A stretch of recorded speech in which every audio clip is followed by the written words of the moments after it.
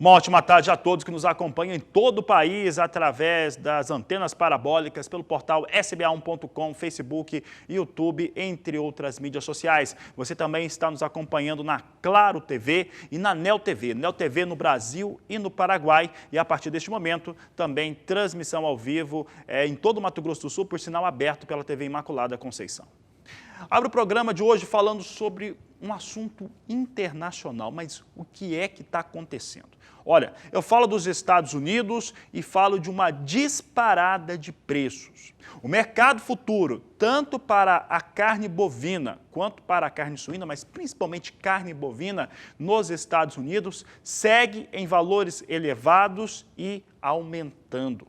O que é que está acontecendo? Ora, Estados Unidos está com o preço da carne no varejo extremamente alto, muito alto mesmo, o que mostra uma situação de desabastecimento interno. Mais do que isso, de acordo com o relatório da FC Stone, a situação das compras governamentais anunciadas pelo presidente Donald Trump ainda traz uma outra situação. Aqui não será possível, muita desconfiança, se será possível de fato atender essas compras governamentais norte-americanas, o que não deve acontecer. Com isso, os valores, preços praticados para as carnes norte-americanas no varejo atual estão muito altos e o mercado futuro para boi nos Estados Unidos muito mais ainda. Nesta semana, deve ter uma retomada nos abates de carne suína nos Estados Unidos, entretanto, com muitos problemas em diversas plantas frigoríficas por conta do Covid-19.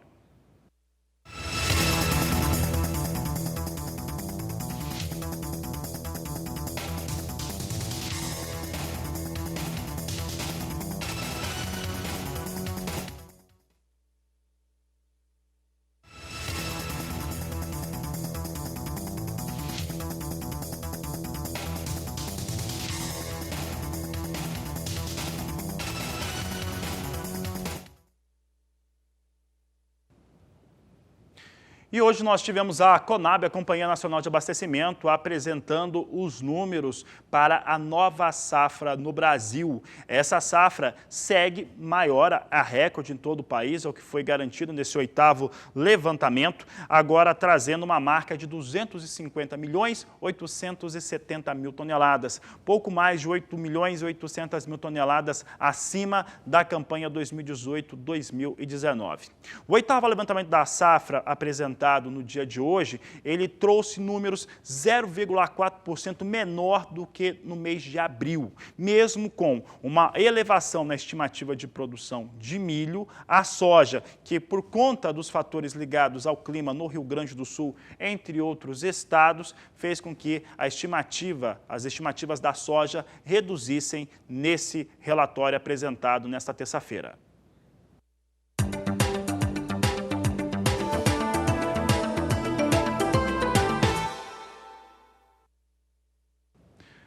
E o Agricultura BR fala agora sobre um dos levantamentos apresentados pela CONAB hoje, e ele tem a ver com a soja. A estimativa de produção de soja foi reduzida para 120.300.000 toneladas, mais uma queda frente ao levantamento apresentado no último mês. Os dados da CONAB apontam que esse 8º levantamento identificou que os fatores ligados à produção no Rio Grande do Sul, muito prejudicado pela produtividade menor por conta da seca, foram elementares. Entretanto, como tivemos produtividade recorde nos estados do Mato Grosso, São Paulo, entre outros, isso acabou compensando um pouco essa queda de um dos maiores produtores de soja do Brasil.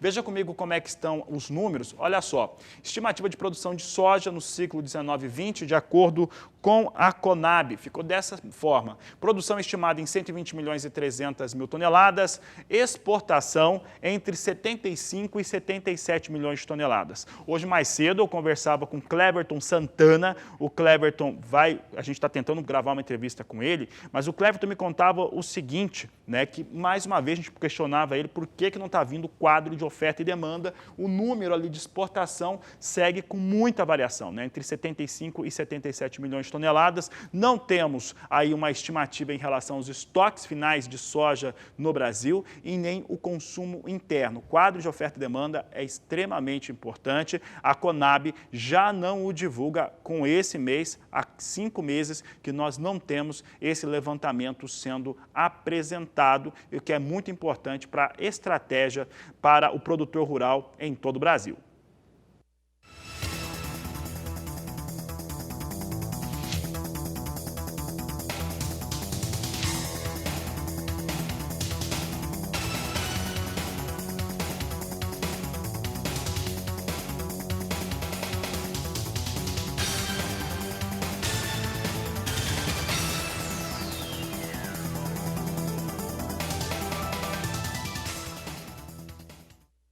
Exportadores privados dos Estados Unidos confirmaram vendas ao Departamento de Agricultura norte-americano de 136 mil toneladas para a China, com entrega na campanha 2019-2020. Mais do que isso, a China fez um anúncio importante em relação com como se tem agora volumes que vão começar a ser reduzidos para a aquisição de soja no Brasil, começar a ampliar nos Estados Unidos. Trouxe uma lista também de produtos norte-americanos que vão ficar fora de tarifação. A China, mais uma vez, vai mexendo aí no tabuleiro dos negócios internacionais e começa a migrar alguma coisa para os Estados Unidos, na medida em que reduz os volumes no Brasil, já que o Brasil já está bem comprometido com essas vendas. Entretanto, o mês de maio, por exemplo, deve encerrar com o Brasil entregando na China 12 milhões de toneladas de soja, o que é um número extremamente expressivo. Seria entre o segundo e o terceiro melhor mês da história em relação à exportação, mesmo com essa diminuição frente ao mês passado, que teve, claro, 16 milhões de toneladas. Já que eu falei de soja nos Estados Unidos, a China comprando um pouquinho lá, vamos dar uma olhada como é que está a soja em Chicago. Nós temos soja em Chicago hoje recuando, apesar das notícias trazerem, teoricamente, para um cenário altista. Julho vem a $8,51 o bushel, agosto 8,52, setembro 8,51 mais 6 e a posição de novembro $8,55 por bushel. É o que nós vamos destacando aqui no Agricultura BR, que traz agora para você o dólar comercial. Vamos dar uma olhada no dólar comercial. Vem perdendo agora 1%, vem a R$ 5,76 mais 5 a moeda norte-americana. O dólar tem sido o principal fator de tabulamento em relação a alguns produtos de exportação brasileiro, como soja, como café. Daqui a pouco eu falo desse assunto, porque antes eu vou até São Paulo, na sede da Bolsa Brasileira de Mercadorias, onde está o estúdio do Canal do Boi, conversar com Sara Kirchhoff, que nos traz algumas informações, tanto sobre dólar, sobre o mercado financeiro, como é que as coisas estão acontecendo nesta terça-feira. Sara, boa tarde, seja bem-vinda. Muito obrigada, Fabiano. Boa tarde para você, boa tarde a todos. Uma terça-feira bem diferente do que a gente viu ontem na segunda-feira. Ontem a moeda norte-americana teve uma alta frente ao real brasileiro de 1,33%. O dólar comercial subiu para casa de R$ 5,81 e hoje o movimento é contrário.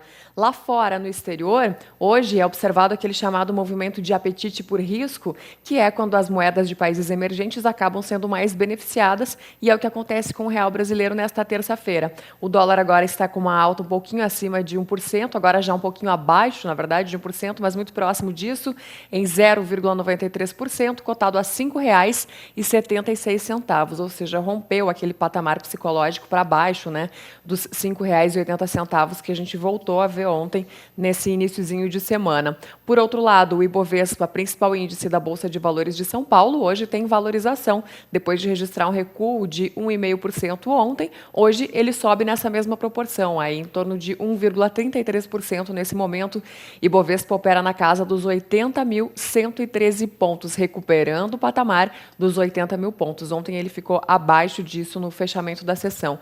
Como eu disse, lá fora o movimento é de apetite por risco, o mercado está mais otimista hoje, e aqui os investidores, eles, claro, continuam ainda reagindo e digerindo a leitura da ata da última reunião do Copom, Comitê de Política Monetária. Como a gente sabe, o Copom cortou a taxa básica de juros no Brasil para o seu menor patamar histórico, né? Já estava, agora ficou abaixo disso, em 3% ao ano, e deixou uma porta aberta para um novo corte na próxima reunião que acontece no mês de junho. Sempre que a taxa básica de juros por aqui é cortada e há uma sinalização de novos cortes, o nosso dinheiro, os investimentos aqui no Brasil acabam ficando menos atrativos, então é uma reação aí do mercado ficar um pouco mais apreensivo em relação a isso.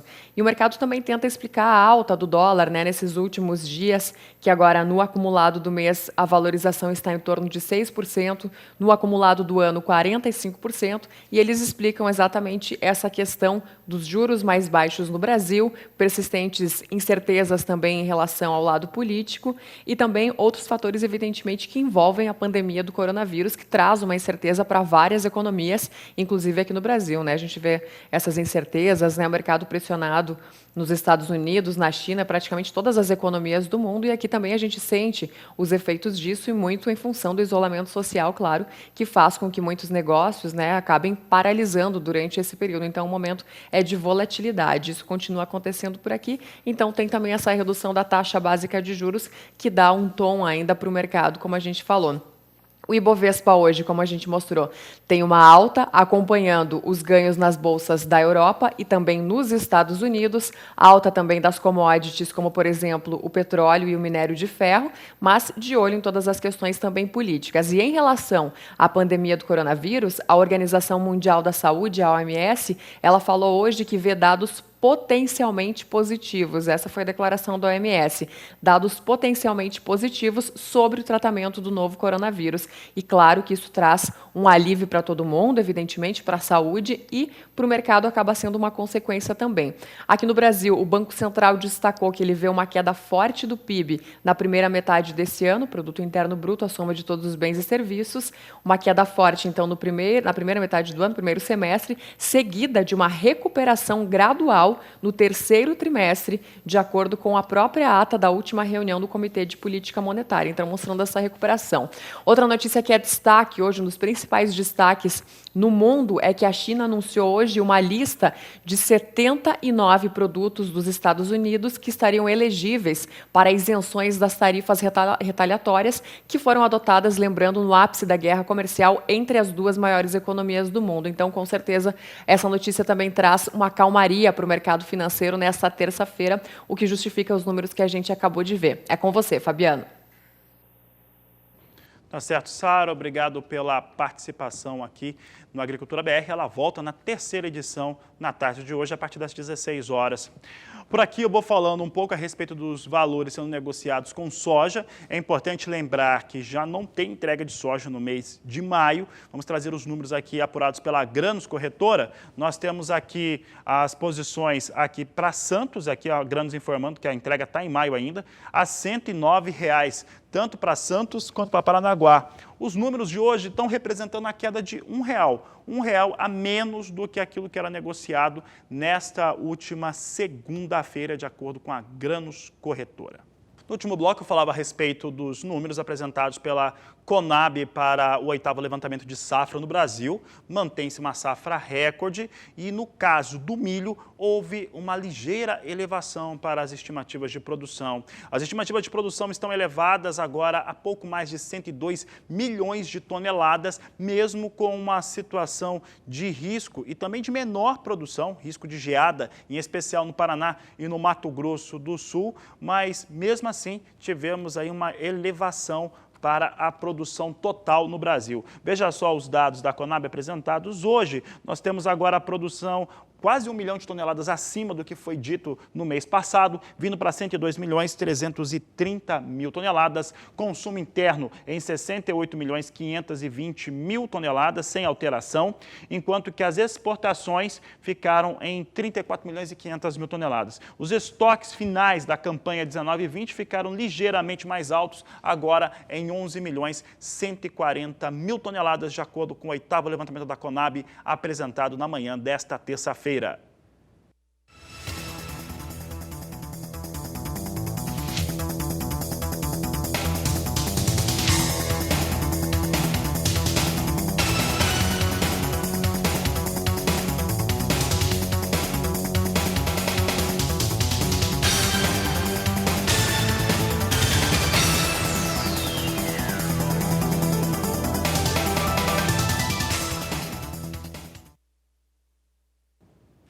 E a União da Indústria da Cana-de-Açúcar, Canavieira, divulgou hoje os dados quinzenais em relação à moagem de cana-de-açúcar, produção de açúcar e também de etanol. Vamos aos números, nós estamos apresentando aqui como é que fica o processamento, ou ficou o processamento nessa segunda quinzena de abril. Veja só que os números mostram que no mês de abril, segunda quinzena, totalizou 37.960.000 toneladas. Portanto, claramente mais acelerado que na última campanha, quando estava em 31.730.000 toneladas. Da quantidade total de cana processada na quinzena, 45,76% foi destinada à fabricação de açúcar. Essa mudança no mix de produção é devido à perda de atratividade do etanol e reflete a expectativa da safra 2021 ser mais açucareira. Então, o que está acontecendo? Você tem ali, agora, uma destinação à produção de açúcar em 45%. Ainda está menos que etanol, mas a indústria vai acertando isso. Era muito mais baixo. Se você pegar as outras quinzenas anteriores, os levantamentos da última safra, é claro que isso estava lá 40%, 39%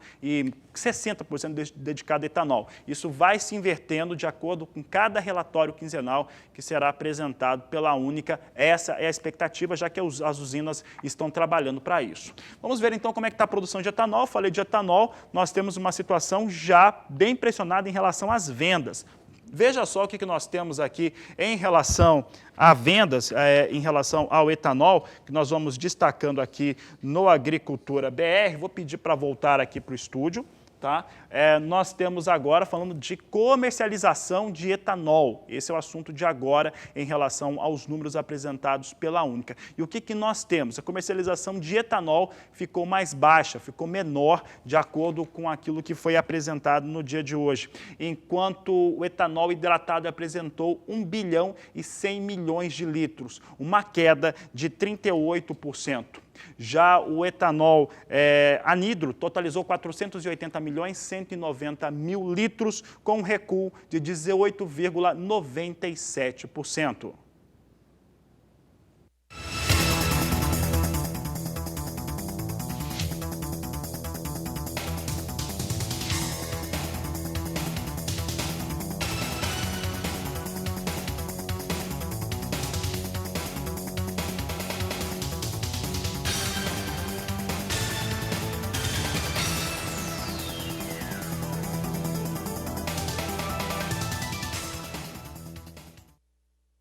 E a FAO, que é o braço de alimento ligado à ONU, ela apresentou recentemente números que mostram uma situação de recuo nos preços internacionais de alimentos.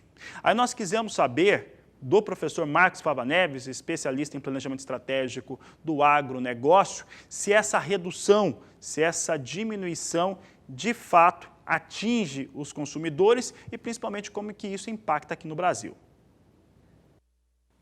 Para quem não sabe, a FAO, Food and Agriculture Organization, é uma entidade que faz parte da ONU, da Organização das Nações Unidas, com trabalhos históricos na linha da fome, da pobreza, um site sensacional com dados que eu recomendo a todos vocês conhecerem, né, de estatísticas do mundo todo em relação à agricultura, e ela solta um índice mensal muito interessante, que é o acompanhamento dos preços das commodities alimentares. Você pode fazer essa análise por commodity e a análise do índice de preços da FAO, que aí ele mistura todas as commodities juntos para saber se os alimentos no mundo estão aumentando ou estão diminuindo de preço.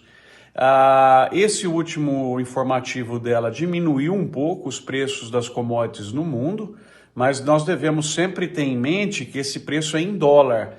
Aqui o Brasil, na verdade, teve aumento de preços dos produtos por conta da desvalorização do real, principalmente aqueles produtos que são exportados, né? Então isso já reflete uma destruição de atividade econômica no mundo. Nós vamos ter esse ano menos comércio, né? O PIB mundial que estava esperado para crescer vai cair e é natural que esse preço caia da FAO, mas não no Brasil por causa da desvalorização do câmbio. Está aí o professor Marcos Fava Neves explicando situação internacional, queda de valores em dólares, enquanto que no Brasil os valores dessas commodities, fica muito claro, eles aumentaram em muito. Podemos dizer algumas situações que são importantes para o produtor rural brasileiro. Vou falar agora com o público agrícola. Primeiramente, nunca se tivemos faturamentos tão intensos e expressivos para as tradings que operam com a exportação de produtos aqui no Brasil. Principalmente soja, claro que principalmente soja, mas também para milho, temos também produtos como café, que dessa vez vem ocorrendo dessa forma, celulose também, que as indústrias acabam exportando também com valores lá em cima. E não é só isso. O que nós temos de faturamento da indústria frigorífica exportadora é recorde absoluto. Apesar de eles estarem pressionando o preço aí do seu gado na sua fazenda, nos seus negócios, entendam, em relação ao faturamento, é histórico, nunca houve um faturamento como esse para a indústria frigorífica exportadora que estamos vivendo. Então, é ao contrário, enquanto os preços internacionais caem, no Brasil eles sobem. Infelizmente, o pecuarista não tem conseguido absorver essa situação melhor que o mercado internacional tem apresentado. Olha, a partir de agora, até o mês de setembro, o Instituto de Desenvolvimento Rural do Estado do Paraná começa a emitir alertas de risco de geada. Paraná, inclusive, está agora com risco de geada em importantes áreas de produção. E este é o assunto que nós trazemos agora no Agricultura BR. São geadas que podem ocorrer principalmente em regiões produtoras de café. Aqui no Paraná, neste início de mês de maio, já ocorreram quedas de temperatura, inclusive com geadas em algumas regiões. Sobre este assunto, eu conversei com Ângela Costa, ela é meteorologista do IDR Paraná IAPAR, que presta um serviço de alerta de geadas, principalmente para os produtores de café e hortaliça do estado. O programa Alerta Geada, ele está na 26ª edição, uma parceria entre CIMEPAR e IDR IAPAR, onde é monitorada a entrada de massa de ar de origem polar na região norte paranaense, onde é plantado o café. O nosso objetivo é proteger a cafeicultura paranaense de idade de 6 meses a 2 anos. Então, a partir agora de maio, a gente já recomenda o chegamento de terra junto aos troncos dos cafeeiros recém-plantados, isso de 6 meses a 2 anos, para proteger de entrada de massa de ar de origem polar que possa causar dano nessa planta. O chegamento de terra na base do pé do café é recomendado para preservar as gemas na canela das plantas. Em plantas mais jovens, recomenda-se um enterrio de toda a muda, retirando-se a terra assim que o risco de geada passar. Dessa forma, o produtor consegue reduzir as perdas ocasionadas pela geada. Fazendo o cadastro no site do IAPAR, é possível receber o alerta de geadas por e-mail ou pelo celular. Mas, no momento, o que mais preocupa o produtor paranaense não é a geada, mas sim a falta de chuva no estado. Essa massa de origem polar, ela atingiu as regiões mais altas do estado, não atingiu aqui o norte. Nossa preocupação hoje é o déficit hídrico, pois nós estamos com falta de chuva há muito tempo. Então, essa é a nossa preocupação atual. De Londrina, Paraná, Mauro Andrade. A situação para proteção de geada do café, na muda de café, claro que dá trabalho, mas reduz o prejuízo. Muita gente perguntou a respeito desses riscos de geada. Paraná tem um risco moderado, enquanto que no Mato Grosso do Sul, os produtores, agora não vou conseguir alcançar quem que fez as perguntas, mas perguntando se aqui no Mato Grosso do Sul tinha algum risco de geada. As informações que chegaram para nós sobre o serviço de meteorologia é que as temperaturas caem, estão em queda, mas está chovendo muito, e chovendo muito mesmo em quase todo o Mato Grosso do Sul. Isso reduz o risco de geada, mesmo com as temperaturas mais baixas, que devem seguir até o final de semana. Então, hoje nós temos até uma compensação, já que chove sobre as áreas de produção de milho no Mato Grosso do Sul. Sigo falando sobre café, volto a falar de café, eu tive que falar aqui sobre tempo na área de produção de milho e agora nós vamos conversar com uma produtora de café, é a Andréia Vivacqua, lá do estado do Espírito Santo. E algumas questões são ligadas à comercialização e como que o mercado tem se comportado. Qual que é a situação atual? consumo maior de café e também, como raramente aconteceu, a cadeia produtiva, principalmente o produtor, conseguindo comercializar melhor com o dólar mais alto, tá? Realmente conseguindo aproveitar essa situação. E é isso que nós vamos conversar agora com a produtora, com a cafeicultora Andréia Vivacqua, que conversa conosco pela internet. Andréia, é um prazer falar contigo aqui no Agricultura BR, aqui no canal do Boi.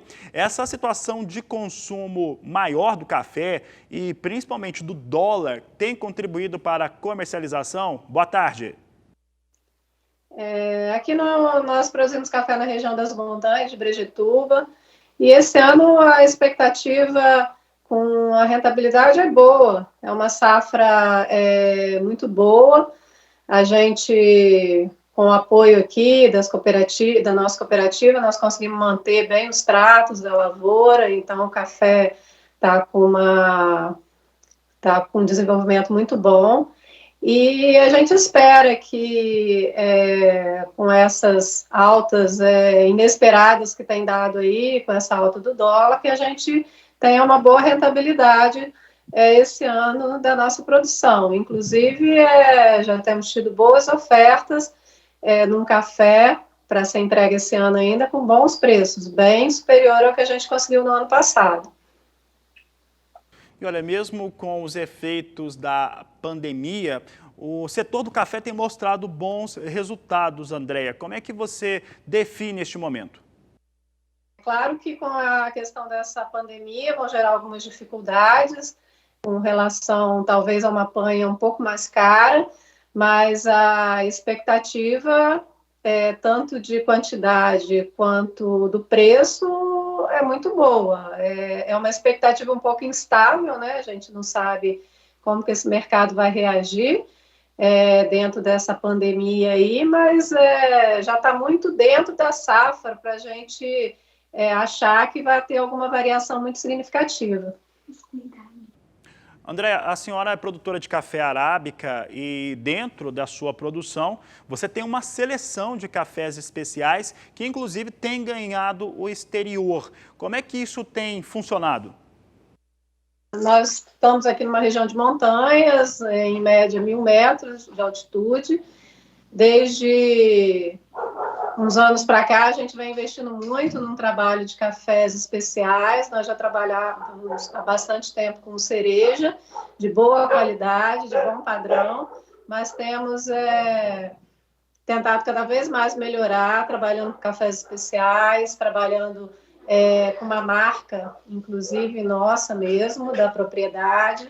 Conseguimos colocar esse café já num bom mercado. Nós trabalhamos com café Chiara. A nossa propriedade ela tem um histórico bem antigo de produção de café e desde que eu assumi, já fazem uns 15 anos, a gente tem buscado cada vez mais uma qualidade. E agora eu tenho minha filha trabalhando junto, nós lançamos essa marca ano passado, o Café Chiara. Nós já conseguimos exportar, trabalhar com algumas cafeterias na Espanha. E estamos agora começando a desenvolver um trabalho também dentro de São Paulo, aqui do nosso estado.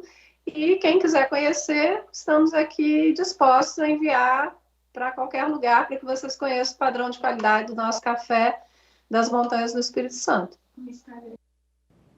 Tá certo, Andréia. Obrigado pela participação. Um grande abraço à senhora. Ela é produtora de café lá no estado do Espírito Santo, produz café arábica em área de montanha. Por aqui, vamos saber então como é que está o café arábica negociado na Bolsa de Nova York. Plataforma Futures é a principal referência aqui no Brasil. Pode colocar na tela. Hoje vem com recuo. Posição de julho vem a $1,700 mais 30 libra peso. Setembro, $1,800 mais 50. Dezembro, $1,10 mais 35. Março, $1,12 mais 10 por libra peso. Hoje vindo com perdas. Café arábica negociado em Nova York.